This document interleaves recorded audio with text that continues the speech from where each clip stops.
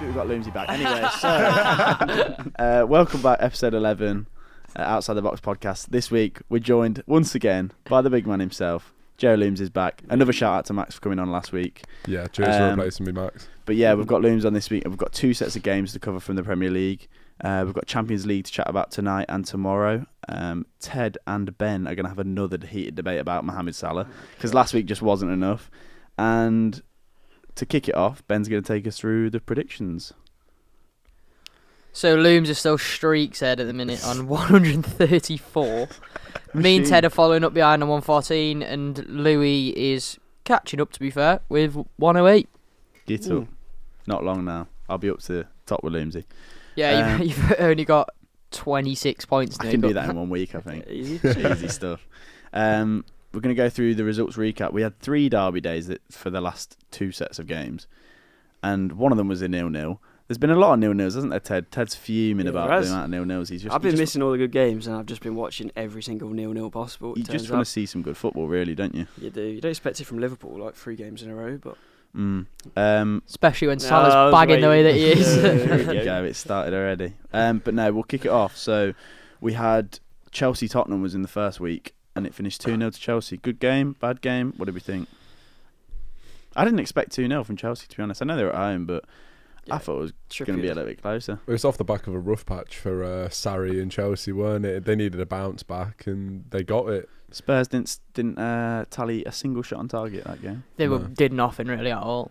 Shout out to Harry Winks, though. He smacked that against the crossbar. Obviously, it didn't go in, but like some effort that, to be fair. But shots that hit the bar don't count as on target. So very true. Didn't register a shot on. I did think it was going to be a bit of a closer game, but it was just kind of like, I don't know. It was an all right game. Not too much to talk about. Yeah, it wasn't really that gripping at all. Yeah. It was the same with the other Spurs game as well when they played Arsenal at the weekend.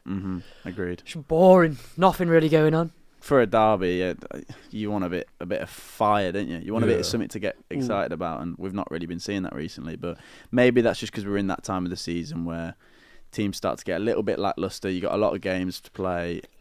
You kind of take your foot off the gas a little bit, but hopefully now we're kicking on to the end, we'll get a couple more firecrackers towards the end of the season. Even so, I think, with derby days, you want to be like up for it. If you, like the way I see it, like with derby days, if you're gonna draw 0-0, like at least get a player sent off on each side. Like, no, it's true. No, but there's Liverpool Everton was just atrocious. Where's James going for it at all? No, not at all. And then like obviously you had Spurs Arsenal. Aubameyang missed a penalty in the 89th minute. That was a little bit more of a derby feel to it. Torreira went flying in at the end for that red. Yeah, cracking. That's a great red card. I mean, obviously, I don't condone that sort of thing, but like, I'm not saying in derby days you need to go out and hurt each other, but I'm just saying go out and want to win that game. And I think the thing that you could notice most with Liverpool against Everton was just the fact that they didn't seem to want it any more than what Everton did. Exactly. So I think they were scared to lose more than anything. They didn't really take any chances. I've seen that a lot of people are saying that Liverpool away from home are now really, really scared to lose, because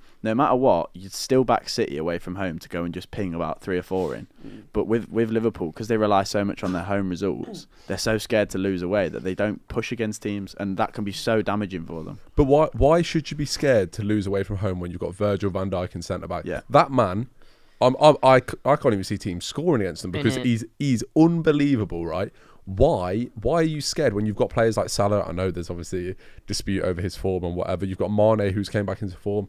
Firmino, again, he's just come back from injury. Just came back from injury. And Origi, he looks all right like now that he's like coming in with a bit of game time. But why are you going to away games and like worrying about losing? Because like put faith in the team. Like the team's good enough. The team's good enough to win the league. You've just gone and beat Watford. I know it's at home. You've gone and beat Watford 5-0. Watford, you don't turn Watford over. You know what I mean? They're a great side. They've beaten 5-0. That gives you so much confidence, as if they didn't need any more confidence as it was, to go and beat your rivals at their ground. Yeah, I don't know. It's quite interesting as well. Like they started with Fabinho, Wijnaldum, and Henderson, which I'd already argue isn't their 3 best midfielders. It'd probably be Wijnaldum, Fabinho and Keita maybe. Oxlade-Chamberlain as well. Oh yeah, when Oxlade-Chamberlain's fit, I'd say Oxlade-Chamberlain. And then they take off, Klopp takes off Wijnaldum for Milner.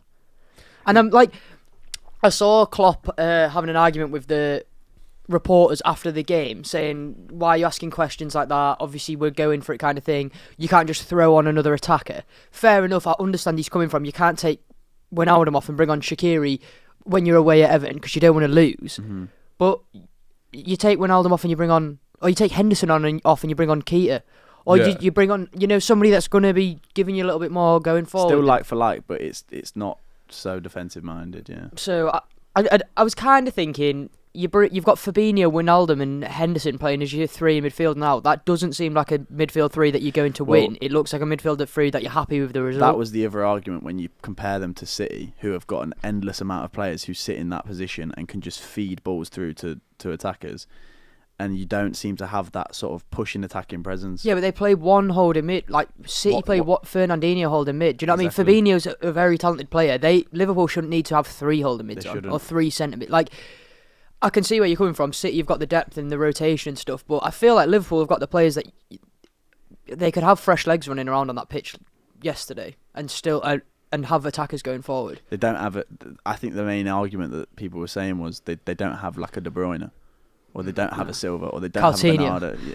Exactly, and yeah. That puts more pressure on Salah as well, because like Liverpool have only had 5 goals from midfield, and like most of them have been penalties from Milner as well. But if you look at Man City, like they got so much going forward from midfield, like you can't give any of them space. Yeah, So I just think as well with that trio in midfield, like there's no real attacking intent in that side. Like in that trio, I mean, like Wijnaldum is the most attacking out of Fabinho, Henderson, and Wijnaldum. And Wijnaldum's not an out and out attacking midfielder. He's more of like a box to box. Yeah, he's an interesting one, Wijnaldum, because he used to be a winger in it, so he's got the going forward thing, but he's definitely more of a box to box midfielder. So like they've not got that like attacking midfielder that Shaqiri can play the role of. And I feel like if they had Keita's Fabinho probably, with Chamberlain and Wijnaldum either side of him, though, that'd be quite a a formula that would work. Yeah.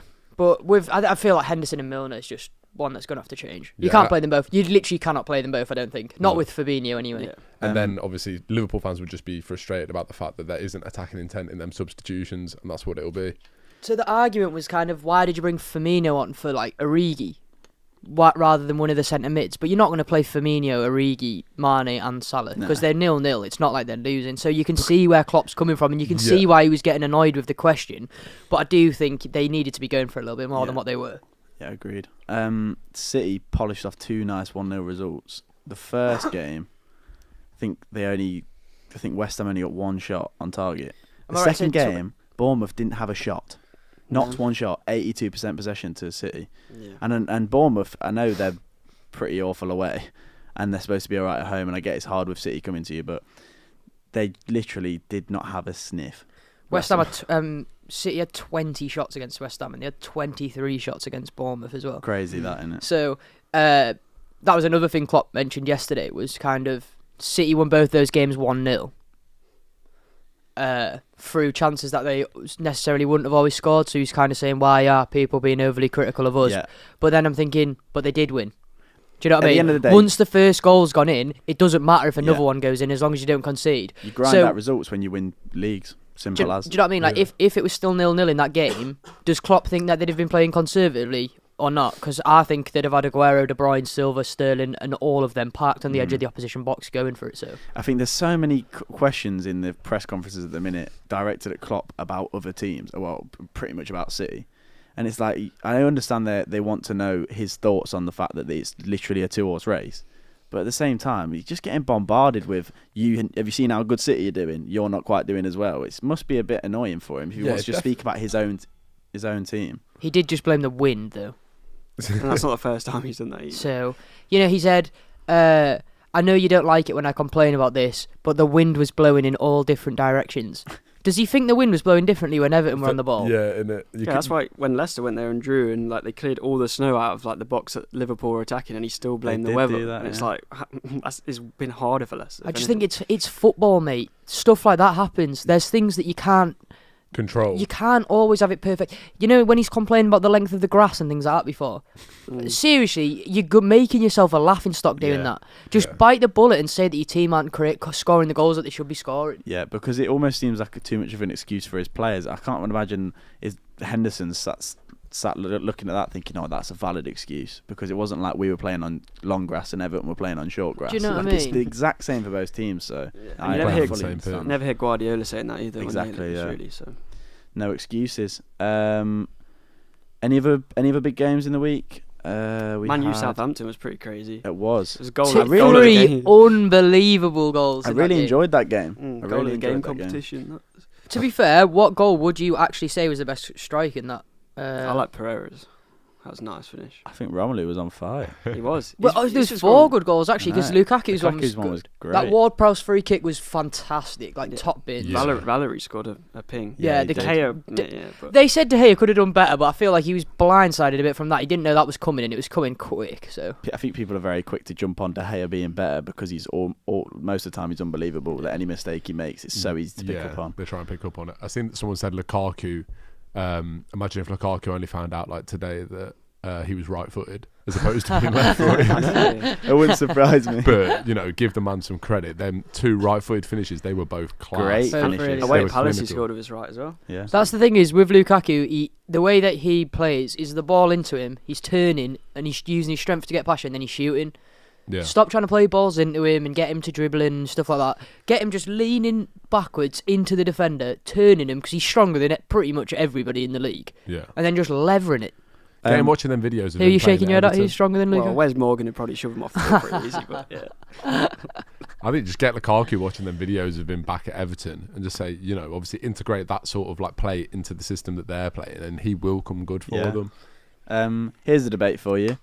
Lukaku and Pogba, apparently, I don't want to quote anyone on this, apparently they had a row in the dressing room after because Pogba missed a pen and Lukaku was on a hat-trick.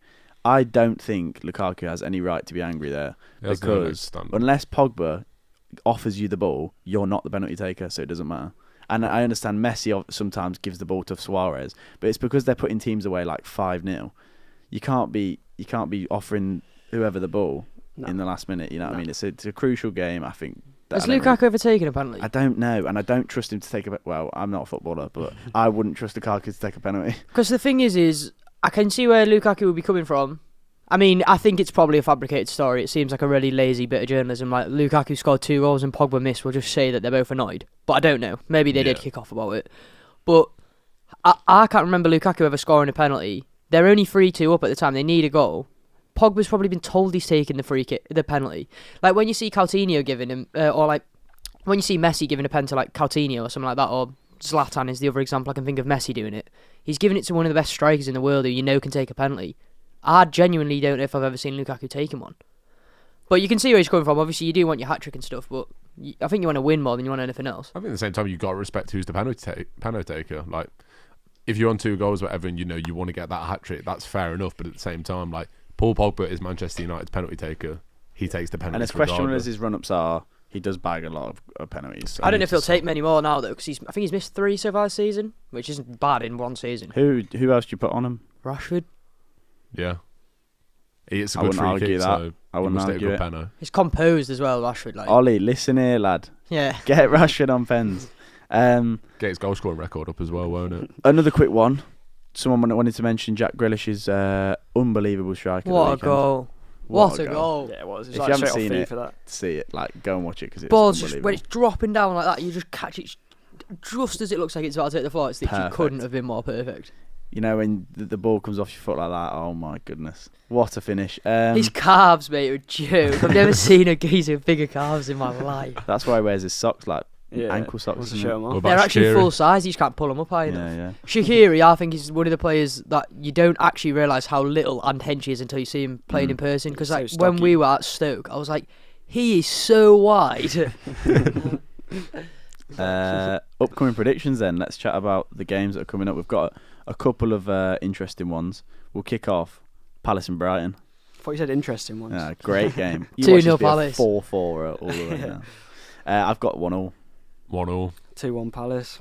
Not too much to chat about. I think it'll be an alright game. Kick it off. Teddy's predicting a goals fest at Selhurst. I like it. Yeah. Huddersfield, Bournemouth. 0-0. I've gone 2-0 Bournemouth. I mean, so have I. I think they're Bournemouth. Finally going to get a good away result. They're in an awful run of form at the moment. They need to turn it around soon. If there's ever a time to turn it around, it's going to the bully boys of the league and just going and slapping them. Yeah, but I feel like Huddersfield need that is the exact game that Huddersfield have to get a result in if they even want to sniff at staying up this year. So their players are going to be pretty fired up for it. It's almost getting to the point now where I feel bad saying it, but you need to be grinding results like that if it's not going to be embarrassing, because you don't want to be propping the table up with like 15 points until at the end of the season you're like 15 points away from survival. It's a bit embarrassing, really. You have just been bullied all year. They're 13 points off 17th at the minute with 9 games to go. So like they literally have to win all of their remaining games. So I feel like this is a game that they're going to have to win. And I just feel like they're not going to. Agreed. Southampton Spurs. I got 2-1 Spurs. I got 1-0 Spurs. 3-1 Spurs. 2-0 Spurs. All Nice. gone slightly different now. Harry back in form. Yeah. I always go Honestly, too many but- goals every Hurricane week. brace. Every week I'm like 2 or 3 goals off, but with the right results, I'm thinking tone it down a bit. Spurs aren't bagging. Brendan Rodgers, second game in charge of Leicester. I've gone for a 3-0 put away of Fulham. Me. I've gone for a 3-0 dispatching of Fulham as well. 3-0 demolition. Go on, Ben. I've gone for a 3-0 Fulham. scrappy 3-0 to be fair. Yeah. I have gone 3-0 Leicester, We've all but gone 3-0. a scrappy one. Cardiff West Ham 1-0. 2-0 West Ham. 2-1 West Ham. 2-1 West Ham. Newcastle Everton 1-1. 2-2. 2-1 Everton. 2-1 Newcastle. City 3, Watford 1 is my prediction. Mine 4. is the same. I've gone 3-0. I gone 4-1. I 3-1. can't question anything other than City just dominating. City The just thing back is to winning ways, they've aren't just they? seen Liverpool put them 5 past them as well, so they're going to be thinking we need to kind of send the same message. Yeah. Obviously, Watford will be thinking we need to not do that again. But you can't normally stop City from scoring, can you? Liverpool 2, Burnley 0. Ditto. 3-0. 3-0. Are you getting Salah with all of them, Yeah, Ted? Salah hat-trick and Ben will be like, oh, best player in the league soon. Yeah. I don't think I will be. Chelsea 1, Wolves 0. Ooh. Chelsea 2, Wolves 2. Oh, I've gone 2-1 Chelsea. I've got 2 on Chelsea. And then I've got Arsenal 2, United 1. Oh.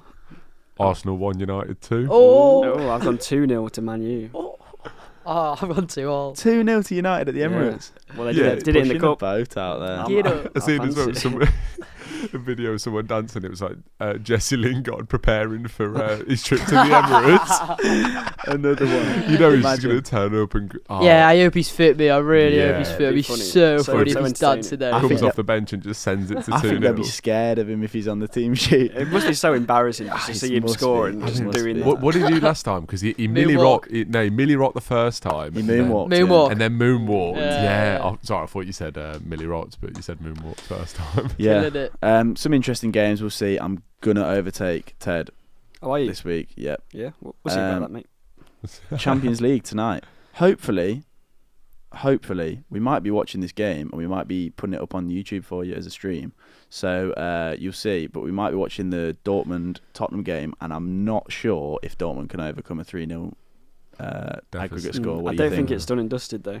I Put reckon 5 at the back if I was Yeah. Pochettino. I think it'll be a very interesting game. I just don't. I can't see Spurs conceding 3. Nah, if Royce bags like an early goal or something, though, they'll be definitely nervous. Vertonghen on the left, Davinson Sanchez, Alderweireld, Foyth, Aurier, and I can't see them Shut getting up 3. shop. Do you know what I mean? Yeah. Just literally be like Son, or to be fair, I'd maybe consider Lucas purely for the break factor, but Son's pretty quick himself. Yeah. Son and Kane up top, Eriksen behind, Sissoko and probably like Winks, and then that 5 at the back, and they're not conceding 3. No Yeah. chance. Just keep playing the ball up to Kane, and hopefully that If they he bag nods on one, down it's to game Son. over. Simple as. Think about it. Like, I'm putting in my neck out because I'm saying it on the podcast now. If Spurs play 5 at the back, there's no way they're not going through. I cannot. If we stream this now and Dortmund do it, Jadon Sancho gets 4. Yeah, no. We'll play nah. that back Yeah. definitely. Yeah, 100%. My palms have got a bit sweaty there, but I'm sticking my neck out. Ted will be living off Spurs that are for the rest of through his life. tonight. Won't let you forget that one. The other one, Ajax, Ajax. Maybe to upset Real Madrid. They've just come off the back of 2 Clasico defeats. to be fair though, at in the Bernabeu. first Clasico that they lost, they didn't actually play that badly at all. No. The first Clasico was a close game. The second one, Barca seemed a little bit better than Madrid, but I'd still say even then it was quite a close game. Mm-hmm. And from what I've heard about Real Madrid, it sounds like they've got themselves a bit back on track in the last few weeks. Yeah. Sorry, I can't stop hiccuping. Yeah, they have. To be fair, their last results, I think they've won like 7 of their last 9, which obviously is like with Madrid, you'd be expecting them to put away every team they play, but compared to their results before, it's that they do seem like they're getting a little bit back on track.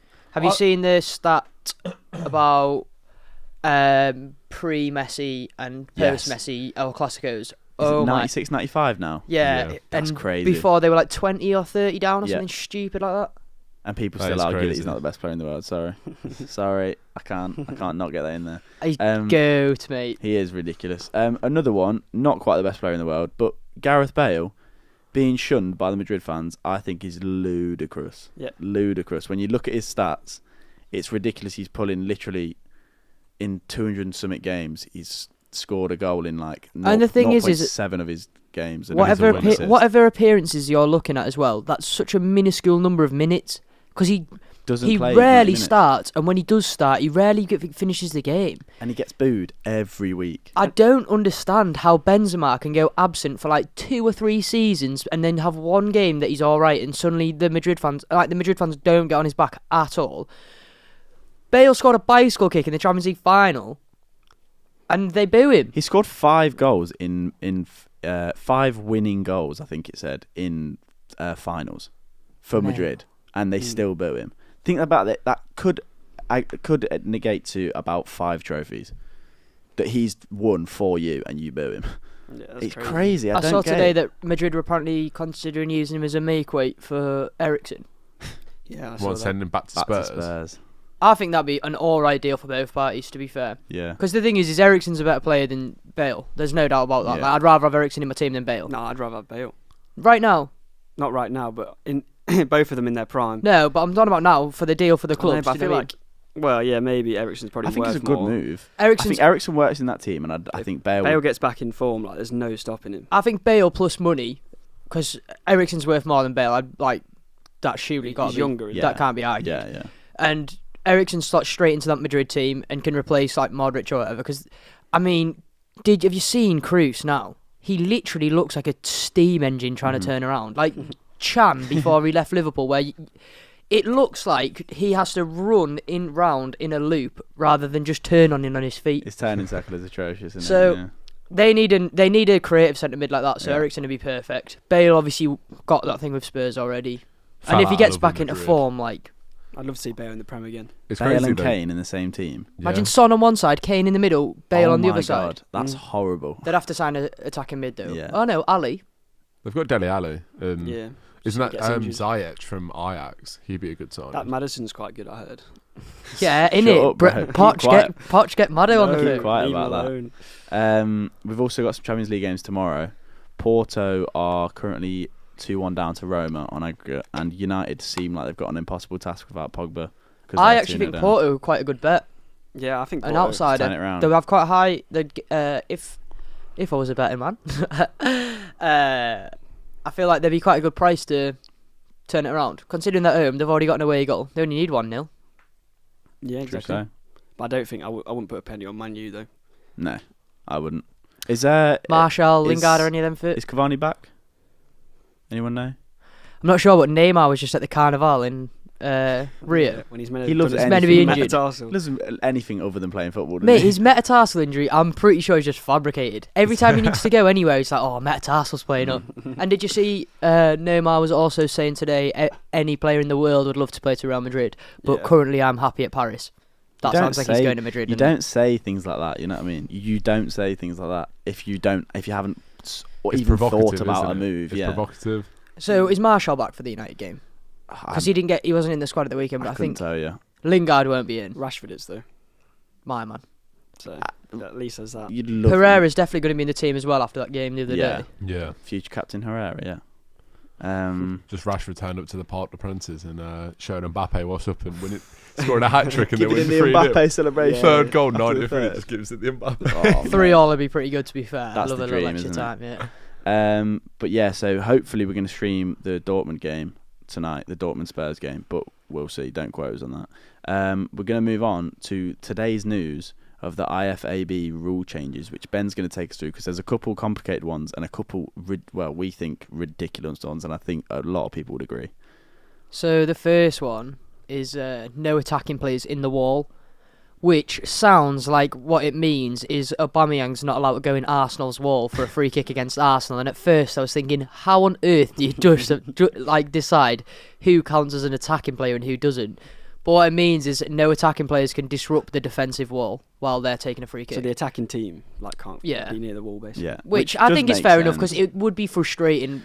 Lacazette scored one the other day where he's literally shoving the defenders out the way. So a lot of the time you'll see, if you get a free kick that's right on the edge of the box or right on the edge of the D, you'll literally have about 3 or 4 players each side of the wall, and then just a full line of literally every man that's standing on the pitch. Just a full line. It's like 2 men deep of a wall. I'm thinking, there's no way you're all standing still and just jumping. You're going to be shoving each other out the way, which does kind of, I don't know. It's an iffy one, especially when you get controversial free kicks like that Lacazette one. So I feel like hopefully it'll kind of. That's not the biggest one. Yeah, really? I don't think that's too much of an issue. You'll get used to it pretty much straight away. The next one, substitute players can leave the pitch from any of the closest lines, which again is good for time wasting. Stops people from going over to the other side of the pitch. But then I think what will end up happening is people will walk across, pretend they don't realise that the rule's there, and just take a yellow card. If it's an attacker, it'll be like, I'll have a yellow card here, I'm not that bothered. If you're leaving the pitch and there's no consequences for the next game, they're not going to be bothered. But I do think it's good, because it means, sometimes when you're 1-0 down, they're trying to bomb it off. You can just drop off at the halfway line and walk. You can drop off at the throwing line and walk around.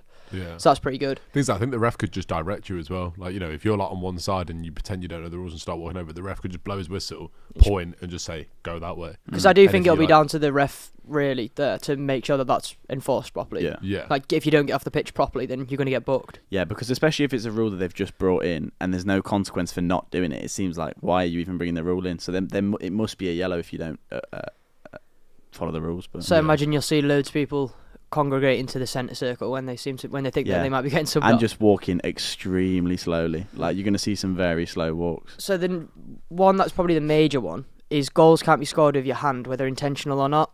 So I do actually kind of think that is a good rule, because even that, it would be frustrating if you slid in to get, the Aguero one the other day where he's sliding in and the ball kind of hits off his arm as he's sliding in, but it was probably going to bundle into him anyway. But then it gets rid of all of the confusion surrounding things. When there's a penalty and a card comes out and then they're going, oh, was it deliberate? Was it? If you handball the ball into the goal, it doesn't count. Yeah, you shouldn't be able to score with your hand. It is handball, basically. Willy Bolly's going to have a stinker now every time he goes for a header, because he loves just punching. But how do you enforce that rule when you can't see, if the ref doesn't know? Well, it's going to be VAR now, isn't it, for next season? Yeah, true. Very true. But I feel like these rule changes are going to make even more goals get disallowed. Imagine if you score a free kick in the last minute and it gets disallowed because someone's pushed someone in the wall. But to be fair, that's your own team's fault. How stupid you have to be. Yeah, but they all do it, don't they? I mean, it says the ref has got to make all attackers stand a metre away from the wall. So if you if you're in the way there and it doesn't count, I don't even think they should take the free kick again. I literally think that they should just book the guy for getting in the way and just go, you know what the rules are. And the thing is as well, when they enforce it, the refs they need to be consistent with it, because if some refs are giving it, some refs aren't, or some people are retaking whatever, it literally needs to be one rule for everyone. Because if you don't book someone or someone does book someone, then it just sparks a whole new debate of inconsistent refs, and it just causes another problem. So it needs to be no excuses. You get booked. If you're not disciplined, you get booked. As soon as these rules come into place, it's literally just got to be, every ref has to stick by them like it's life or death. In order to make them, in order to enforce them to the degree that they want to, and make the players understand, they have to make sure that they are hard and harsh on the rules. Because everyone's going to try and bend them. They're going to try and bend them, exactly. And that is how. If a player tries to walk towards the wall whilst they're taking a free kick, straight away stop it, card him. If that's what you're going to do and you're going to implement these rules, you have to enforce them and be strict. The last one. The last one. This one's laughable. No rebounds from penalties. So just don't really understand why this is a thing. I think the reason that they're doing it is partly to stop people from rushing into the box. So you see, Aubameyang missed that pen the other day, and then he missed the rebound. But the only reason Vertonghen got there was because he was already in the box. Yeah. But then, I think personally, don't have the rule where you stop play.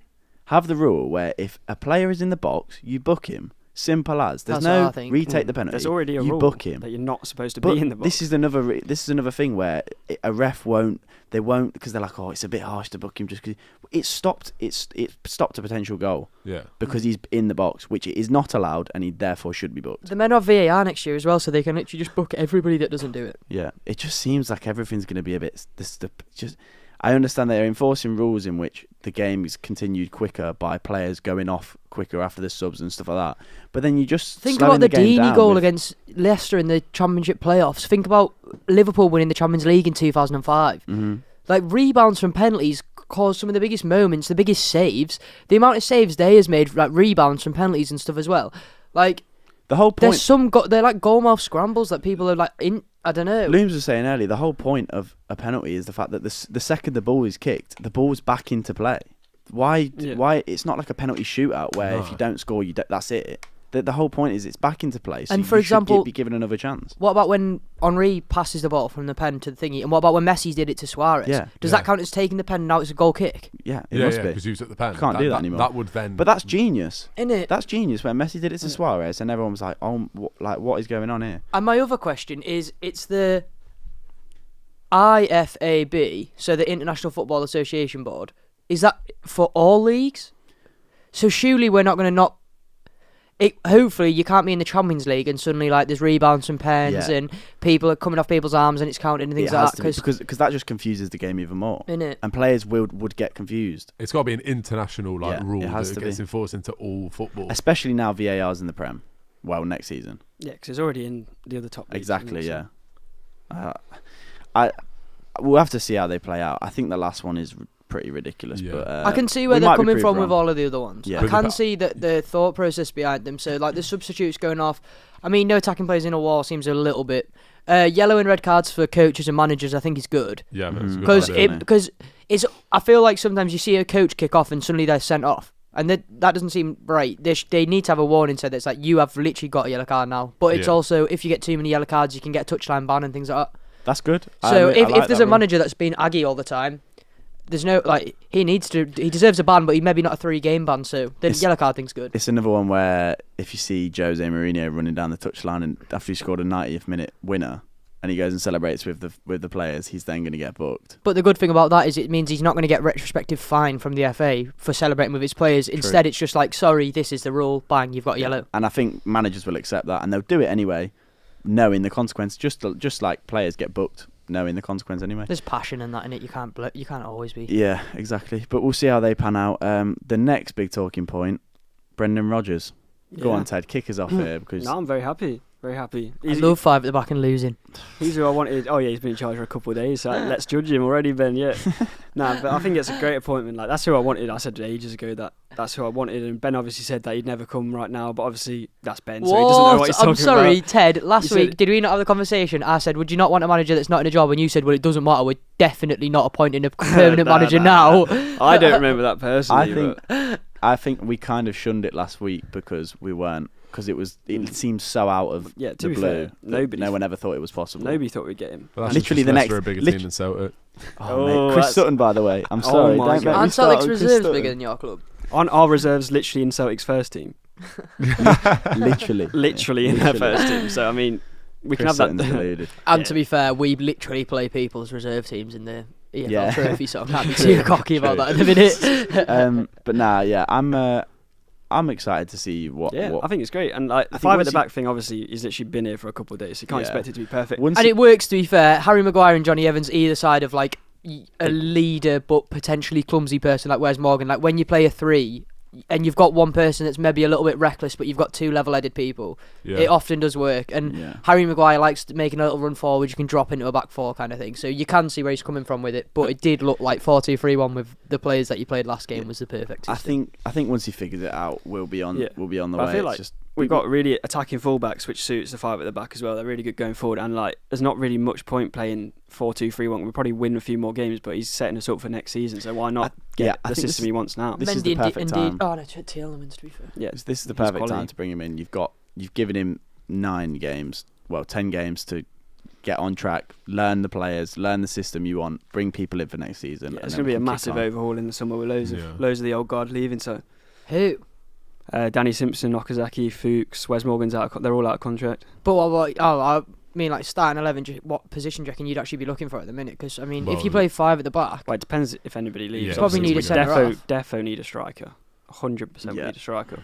I like Barnes and Maddison as like a 2 behind. We've got Gray. Albrighton. Rodgers is the manager that will also see that Maddison and Barnes work. They do work well. And I think Benkovic coming back from Celtic, Agreed. one of our reserve players in their first year. Yeah.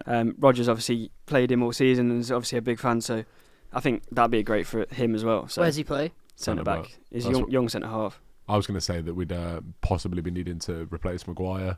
Carlo Torre. If this Benkovic comes back, and Maguire does go, then Yeah, but you're going to need another centre back. If Wes Morgan started your last game, he's got to be like getting on the brink of leaving. You're always hating on Wes Morgan. Well, I'm not saying necessarily that I wouldn't even play him now, but I'm just saying you can't play a geriatric. Poor Wes, man. No, I do love 35. I love Carlo Torre in a Leicester training seeing him kit, on the by bench just makes me happy.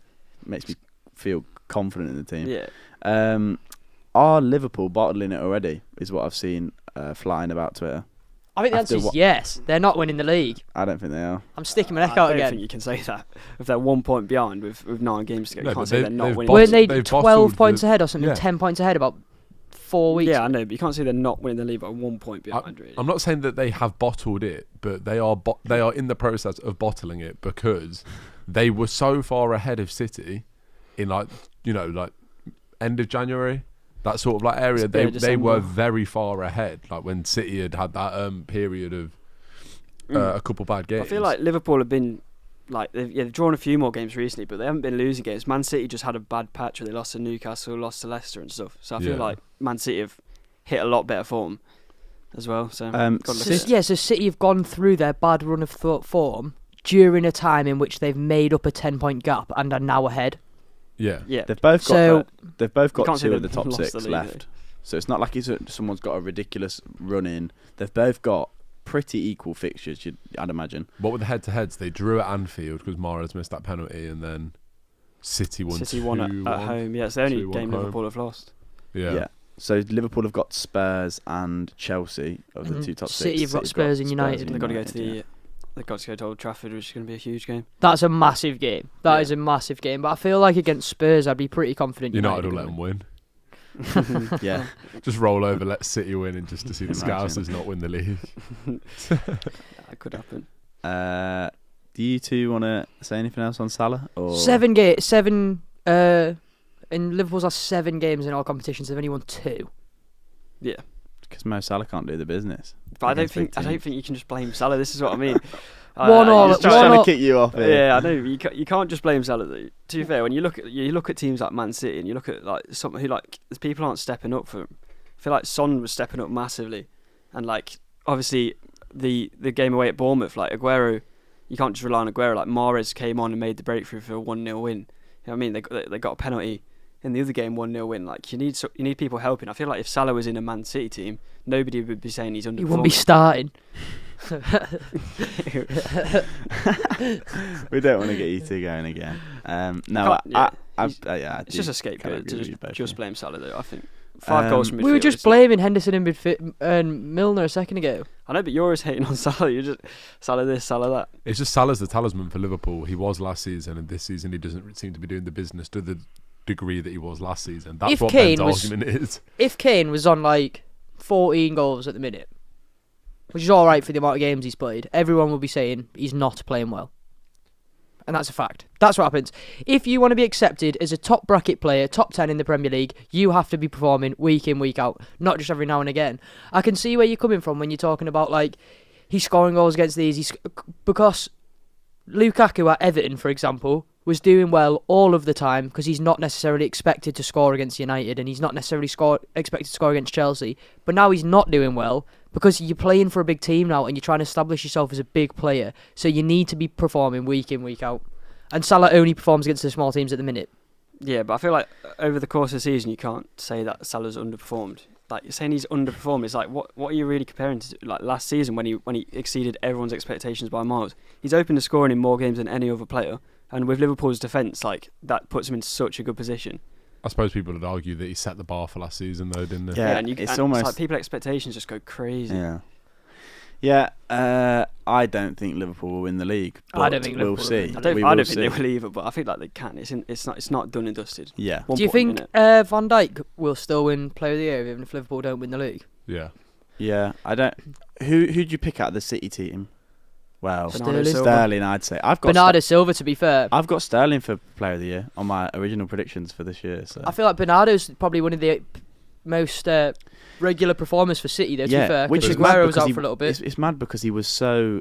He was literally 1 week you'd start and 1 week you wouldn't, and then 1 week you'd start and then 1 week you wouldn't. But they've done exactly the same thing with Sane this week. Exactly. This year. That's what I mean. I don't think he can win Player of the Year if he's only playing half the games. Bernardo's not been there. He's played loads this season. Loads. At the start, he was wasn't getting a game every week. But he's a winger as well, and now he's kind of playing in like midfield. I think realistically, what happens at City is Bernardo Silva is David Silva's replacement. So when people say, "Oh, David Silva, City need to sign a replacement" or whatever, I think realistically, Bernardo drops into that Silva position, and then they play Sane and Sterling because they don't want to not be playing Sane. And Guardiola was even saying last week, he was like, "I literally feel sorry for Mahrez because he's so good, yeah, but he's just not good enough to get in the team at the minute." I think the main argument for Player of the Year is you take Bernardo Silva out of the City team, they won't score. They might not score as many. They will still score a lot of goals. You take Van Dijk out of the Liverpool team, they will concede a lot. That's very true. So I think Player of the Year, as it stands, has to go to Van Dijk. Manager of the Year though. If Cardiff stay up, it's got to be Neil Warnock. Neil Warnock. If Cardiff stay up, I think it's got to be him. I think Xavi Gracia is going to probably get played. That's literally what I was going to say. Nuno Santos. Yeah. 7th with Wolves, get potentially done decent in the cup as well. I feel sort of more people expected it with Wolves than Watford. They did get promoted last year. It seems strange to say that considering Wolves came up, but they did have some great players in there. I know, but to be fair, I feel like Watford last year were doing well, and then after the whole Marco Silva thing, it kind of rocked the boat a little bit.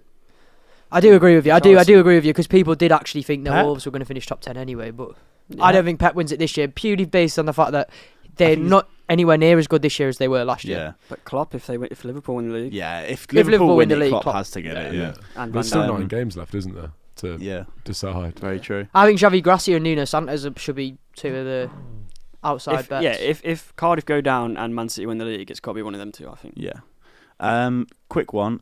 I've seen that United and PSG are, possibly preparing a 100 mil bid for Sancho. Both of them are. First English player over 9 figures.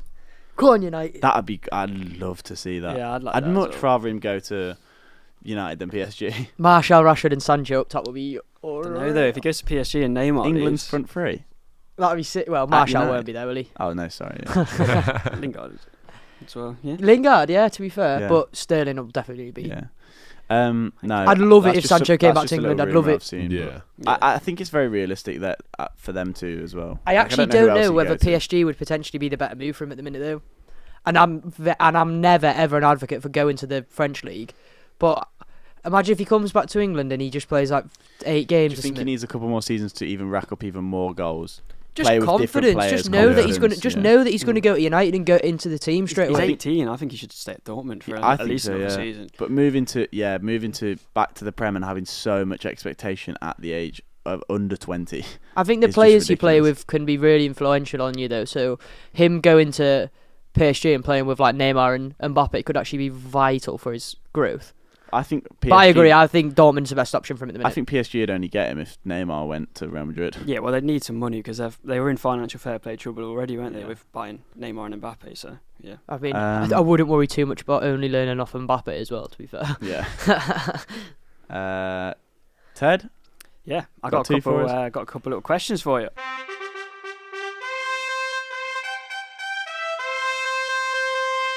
So, talking about the Premier League, I thought I'd hit you with a classic one, just test your knowledge. Who are the 6 teams that have never been relegated from the Premier League? So they're ever present. Everton, Premier League, Liverpool, Arsenal, United. Yep. Spurs. Yep. One more. If you get this without getting any wrong, I'll be very impressed. Don't say anything. I'm not going to say anything stupid. Yeah. Who have we got so far? Sorry. You've got Arsenal, Everton, Liverpool, Man U, and Spurs from the Premier League. Yeah. Chelsea. Yeah. Very nice, boys. Very nice. Lovely. Bang. I didn't say anything there, but I was thinking them, you know what I mean? Yeah. And I just knew if I get Everton in straight away, then we're not going to lose. Yeah, that's good knowledge, to be fair.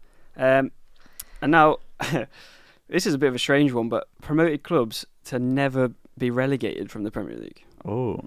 Ooh. So quite recent. There's 3 of them. That's interesting.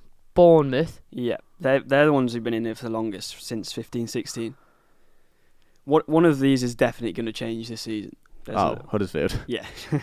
There's a clue. Right, okay. Yeah. And there's one more that Huddersfield. came up in the same... No, the wait. same Calm. We got it. Calm. We got it. They're in the league at the minute. We got. They have to be, yeah. Yeah. Just going through them now. Cardiff have obviously been down. Yeah. Fulham have been down. Yeah. They've came up and been down. Burnley have been down. Yeah. Brighton. Yep. Yes, Right. boys. And again. Yeah. Nice. That's our Nice first knowledge. week we've not got a single one wrong. Yeah, that's very Nice What are impressive. you looking stuff. at? Literally got every single answer right without getting one wrong there, to be fair. So I was looking at the table. Yeah, I know. And I wasn't. Oh, sorry. I was trying to think off the top of my head. It's right, no points going there. No, Fair play though.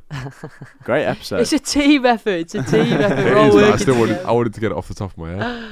Right, should we wrap it up? Yeah? yeah. Anything Yeah. else? Yeah, so hopefully we get the stream out, but we'll be keeping you updated on the Instagram at OTBF Podcast.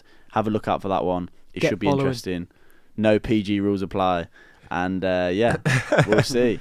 Should be a good game. Hopefully we get an interesting one tonight. But yeah, we'll catch you guys next week if not. And Thank if you very so, we'll see much. Thank you for listening. Cheers. So-